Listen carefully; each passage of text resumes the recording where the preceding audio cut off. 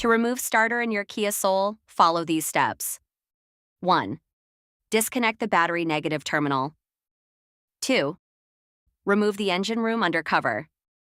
3. Remove the battery cable bracket, F, after loosening the mounting bolt, B. 4. Disconnect the oil pressure switch connector, O. 5.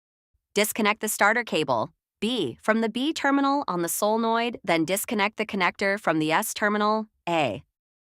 Remove the 2 bolts holding the starter, then remove the starter. 7. Install starter in the reverse order of removal. Thanks for watching, and don't forget to like this video and subscribe to the channel for more great content.